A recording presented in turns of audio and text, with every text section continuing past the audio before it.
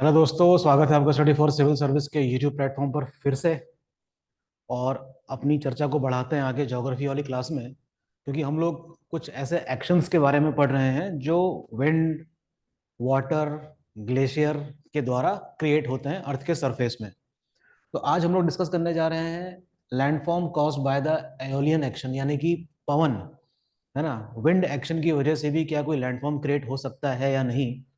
तो इसका जवाब है हाँ, लेकिन ये अर्थ के हर हिस्से में देखने को नहीं मिलेगा। ठीक है।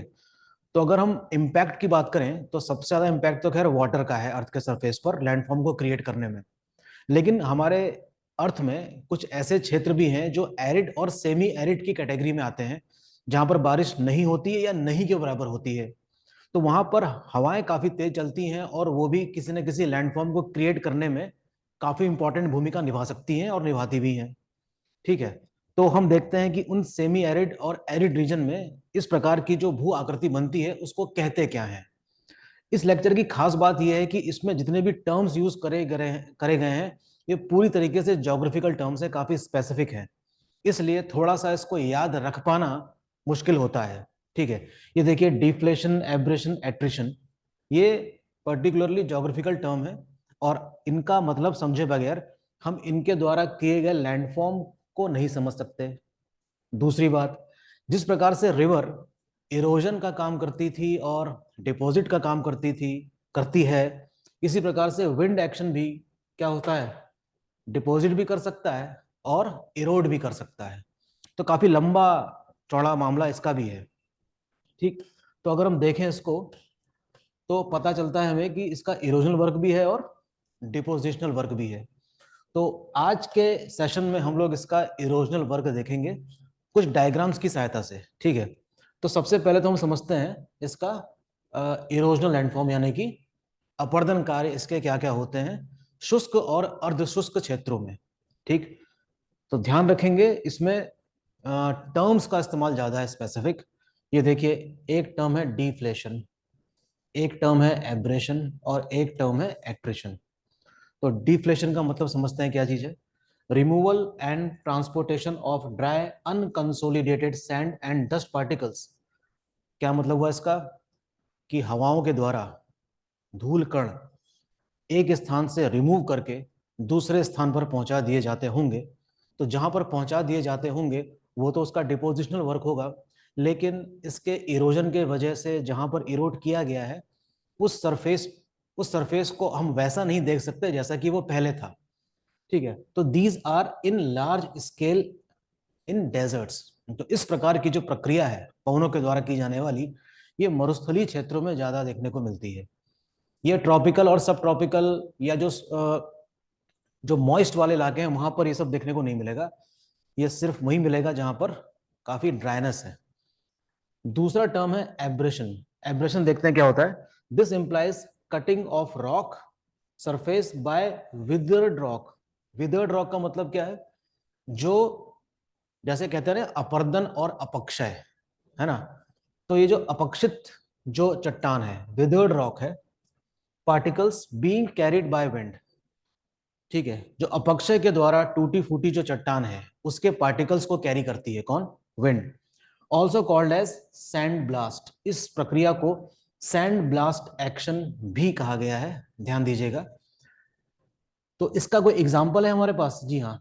आपने गीजा के पिरामिड देखे होंगे, वहां पर एक स्फिंक्स का भी एक बहुत बड़ी स्टैचू है स्फिंक्स की। तो उसकी जो नाक है वो वैसी नहीं है जैसे कि पहली हुआ करती थी। तो हम कह सकते हैं कि ये किस वजह से गड़बड़ हुई होगी, एब्रेशन की वजह से। Okay. So abrasion is this term in which the cutting of rock is made by wind. ठीक। अब देखते हैं अगला, एट्रिशन क्या होता है। एट्रिशन देखेंगे, reduction in the size of the wind blown particles due to their mutual friction. अब देखिए, हवा चली, काफी ऊंचाई तक जा रही है और उस हवा में कई सारे डस्ट पार्टिकल्स हैं, और वो जो डस्ट पार्टिकल्स हैं वो भी आपस में टकरा रहे हैं हवा में। तो हम कह सकते हैं कि इस टकराने की वजह से वो पार्टिकल्स का साइज भी क्या हो रहा होगा, छोटा हो रहा होगा। बात समझ में आ रही है। एट्रिशन में क्या हो रहा है, डस्ट पार्टिकल्स जो हवाओं के साथ उड़ते जा रहे हैं वो भी आपस में, उनके बीच में टकरा, मतलब टकरा रहे हैं आपस में, और उनके साइज में भी क्या है, कमी आ रही है। तो this procedure is called what? Attrition. तो ये जो तीन टर्म्स हैं वो समझ लेने जरूरी हैं, ताकि हम इनके द्वारा किए गए जो लैंडफॉर्म क्रिएटेड हैं उसको समझ सकें। ठीक, तो आज हम देख रहे हैं किसका? Erosional landform. तो देखते हैं कि पहला क्या है। ठीक है, ये देखिए, पहला लैंडफॉर्म जो क्रिएट किया गया है इसको कहा गया है ब्लो आउट। ठीक है, क्या कहा गया इसको? Blow out. इसको डिफ्लेशन वाला एग्जांपल आप दे सकते हैं। देखिए, ये कोई ऐसा क्षेत्र है जहां पर इस खास ऊंचाई तक रेत भरी हुई है, और यहाँ पर हम कह सकते हैं कि विंड इसी डायरेक्शन में जा रही है, और उसने क्या कर दिया? इस वाले पार्ट को क्या कर दिया? उड़ा के ले गई है। तो this part must have been blown out. इसीलिए हम इसको क्या कह रहे हैं? Blow out. इसका एक और फिगर आप देख सकते हैं यहाँ पर, कि यहाँ पर तो ढेर लगा हुआ है, टू जहां पर लिखा है, लेकिन इस वाले इलाके में विंड ने क्या कर दिया? इसको उड़ा ले गई है। ठीक है, तो ये क्या हो गया? एग्जाम्पल किस चीज का? इरोजनल वर्क का। और इसमें हावी क्या है? डिफ्लेशन वाला काम। ठीक है, मैं यहाँ पर एक मसले हट जाता हूं। अब देखिए इसको, this is what we have, erosional landform, that is blow out. Okay, figure के जरिए ही समझ में आ सकता था, इसलिए मैंने यहाँ पर फिगर्स रखे हैं। अब देख रहे हैं डेजर्ट पेवमेंट। डेजर्ट पेवमेंट क्या है? देखिए, आप देख सकते हैं इस फिगर में कुछ ऐसे कण मौजूद हैं, ये जमीन है, और यहां पर बड़े बड़े पार्टिकल्स हैं जिसको हवा कितनी ही तेज क्यों ना चले इसको उड़ा नहीं सकती। इसको जो उड़ा ले गई हवा, वो तो पार्टिकल्स चले गए, लेकिन जो शेष रह गया है, इस प्रकार का पैटर्न आपको दिखाई देगा डेजर्ट्स वाले इलाके में, या तो ऐसा या तो ऐसा। तो ये जो पैटर्न बन रहा है इसी को कहते हैं क्या? Desert pavement. यानी कि जो लेफ्ट अवे पार्टिकल्स हैं जिसको विंड ब्लो नहीं कर पाई है, उसको कहते हैं डेजर्ट पेवमेंट। तो देखिए, हम लोग ये पढ़ क्यों रहे हैं? आखिर ये एग्जाम में क्या आएगा? क्वेश्चन आ सकता है। कैसे आ सकता है? ऐसे आ सकता है कि निम्न स्थलाकृतियों पर विचार कीजिए, और आपको पहचानना होगा कि इसमें कौन सा जो भू आकृति है वो वायु के किसके अपर्दन कार्य का परिणाम है। तो चार पांच नाम आपको दे सकता है, चार नाम देगा सॉरी आपको, और आपको पहचानना होगा इनमें से कौन कौन से हैं। तो डेजर्ट पेवमेंट एग्जांपल किस चीज का है? इरोजनल वर्क का है। डेजर्ट वाले क्षेत्र में देखने को मिलेगा, फाइन पार्टिकल्स उड़ जाएंगे, और जो बड़े बोल्डर्स हैं वो पेबल्स, स्टोन्स यहीं पे रह जाएंगे। तो इस प्रकार से आप समझ सकते हैं कि इसको हवा नहीं उड़ा पाई होगी। That is called what? Desert pavement. Moving down to another figure, ये देखिए मशरूम की तरह दिखाई पड़ती है, मशरूम रॉक कह सकते हैं इसको, गारा भी कहा जाता है। Forms in the desert by abrasion action. अब देखेंगे कि जैसे हमने सबसे पहले एब्रेशन के बारे में पढ़ा था, एट्रिशन के बारे में पढ़ा था, डिफ्लेशन के बारे में पढ़ा था, तो mushroom rock is formed is an example of erosional work of wind, but through the abrasion action. ठीक है, तो strong wind can carry large amount of sand and small angular rock particles that act as a tool of abrasion. मतलब समझ में आया आपको? हम कह सकते हैं कि जब तेजी से इसमें रॉक में हवा लग रही होगी, हो सकता है कि पहले ये रॉक ऐसी ना रही हो, ये पूरा एक क्या रहा हो? पूरा ब्लॉक रहा हो, लेकिन हवा इतनी तेज चली, ये वैसे एक दिन का परिणाम नहीं है, मतलब लंबा समय लगा होगा ऐसा हो पाने में। तो हम कह सकते हैं कि इतने क्वांटिटी की जो ब्लॉक है रॉक का, वो धीरे धीरे इरोड होता गया होगा। कैसे इरोड होता हो गया होगा? एब्रेशन के जरिए। एब्रेशन में क्या होता है, जैसे कि मैंने आपको बताया कि जो फाइन पार्टिकल्स हैं वो लगातार इसमें टकरा रहे होंगे सैंड के, और इसको क्या कर रहे होंगे? इरोड कर रहे होंगे। तो इस वाले पार्ट में हम कह सकते हैं कि जो रॉक का जो स्ट्रेटा होगा वो थोड़ा सा सॉफ्ट होगा। वो जो सॉफ्ट रॉक होती है वो पहले क्या हो जाती है? इरोड हो जाती है। तो इस प्रकार की आकृति भी आप देख सकते हैं डेजर्ट वाले इलाके में, और मशरूम रॉक मशरूम की तरह दिखाई पड़ती है, इसलिए इसको ये नाम दिया गया है, मशरूम रॉक या गारा। ओके, सो मशरूम और गारा is an example of erosional work of wind. Next, ये देखिए, एक है ज्विगन और यारडांग। ये एग्जाम्पल है ज्विगन का, और ये है यारडांग का। मैंने कहा ना टर्म्स हैं इसमें स्पेसिफिक। तो zeugen are formed in an areas where hard and soft strata alternate horizontally lies. यहां पर विंड का एक्शन कुछ इस तरीके से है कि हॉरिजॉन्टली पड़ रही है उसमें, और जो अवशेष रह जा रहा है उस अवशेष को कह रहे हैं हम क्या? ज्विगन। तो अगर एग्जाम में क्वेश्चन ये आता है कि डिफरेंस बिटवीन ज्विगन एंड दिस यार्डांग, तो यहाँ पर परपेंडिकुलर होगा या वर्टिकल होगा, और यहाँ पर कैसा होगा, हॉरिजॉन्टली। देखिए फिगर को गौर से और आप समझ सकते हैं कि ये ज्विगन का एग्जाम्पल है और ये किसका एग्जाम्पल है, यार्डांग का। तो yardang and zeugen are also an example of erosional work of wind. जाहिर सी बात है कि ये सारे जो लैंडफॉर्म्स हैं ये हमको एरिड वाले इलाके में देखने को मिलेंगे।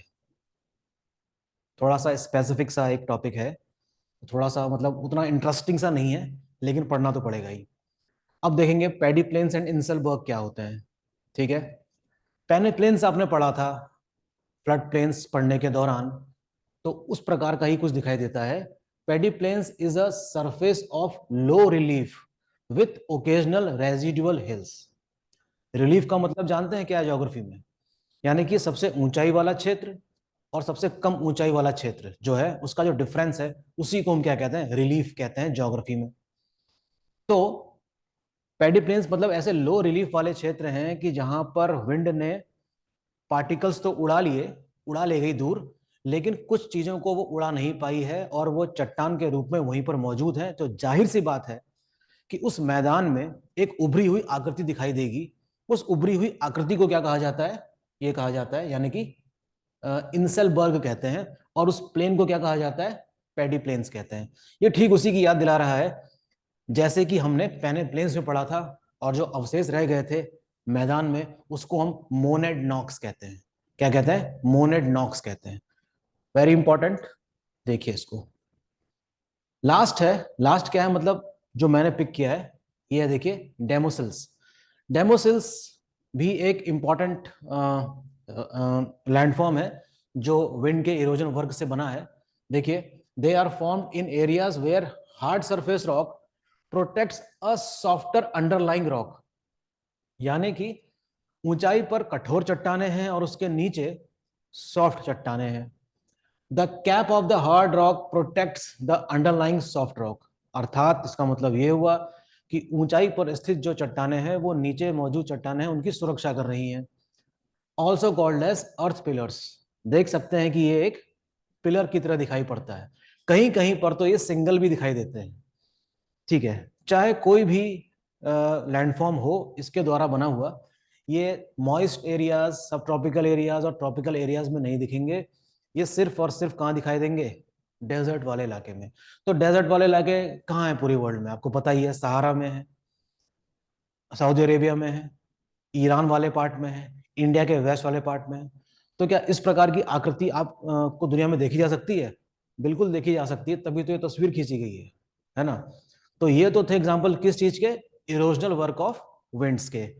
यहां से पीसीएस जैसे एग्जाम में तो क्वेश्चन बनने की संभावना थोड़ी मामूली रहती है, लेकिन सिविल सर्विस यानी कि यूपीएससी में क्वेश्चन यहां से आ सकते हैं।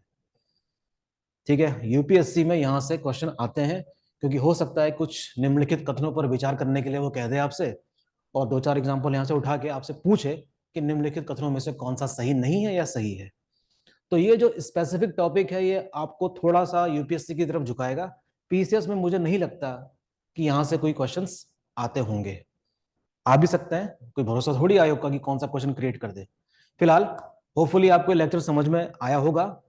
अगर नहीं समझ में आया है तो कमेंट बॉक्स में आप फीडबैक दे सकते हैं, और अगर ज्यादा दिक्कत हो रही समझने में तो इस टॉपिक को हो सके तो स्किप कर देना पीसीएस के लेवल के लिए। यूपीएससी के लिए थोड़ा आपको देखना पड़ेगा। ठीक है, थैंक यू, मिलते हैं नेक्स्ट लेक्चर में।